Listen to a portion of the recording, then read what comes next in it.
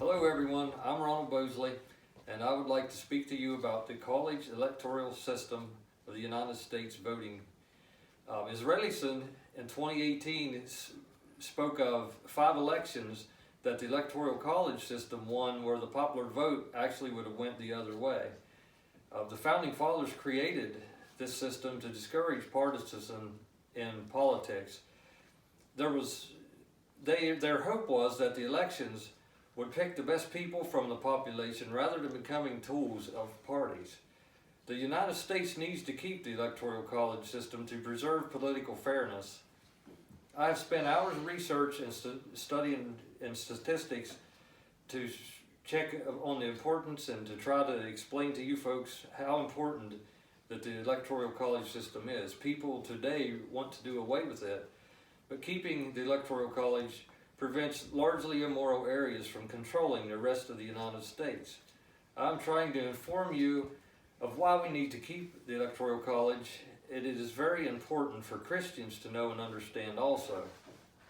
Very liberal people wanted to change it to the popular vote because large groups, cities, and of more immoral type people want it because they could win the presidency that way.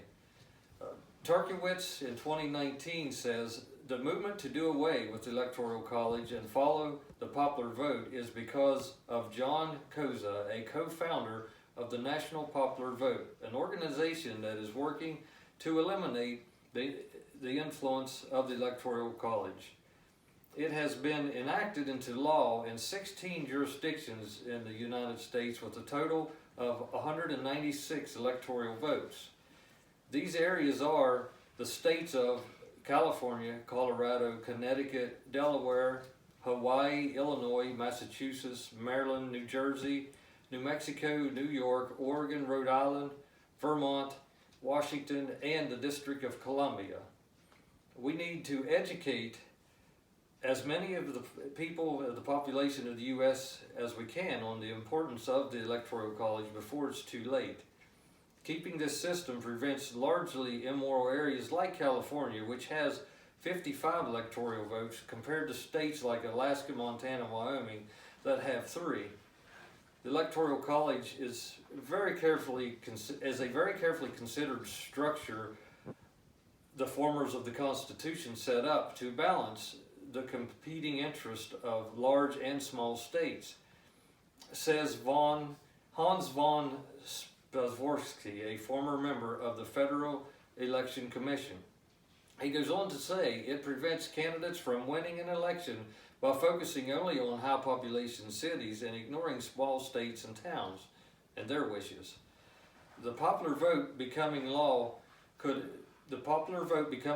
affect laws that increase immorality.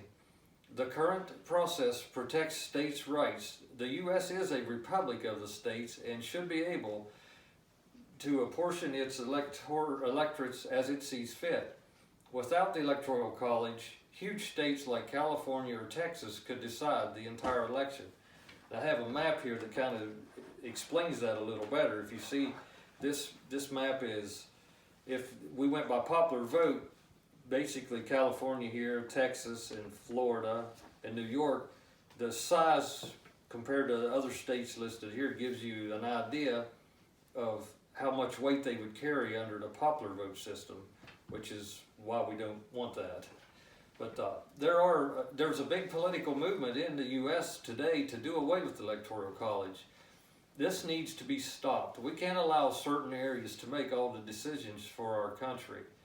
Like California or New York they would decide everything that happens through West Virginia, throughout the Midwest. It would, where people live differently and don't see things the same way, so they need to have their opinions weighted as equal, and that's why we have the electoral college. And that'll be all. Thank you.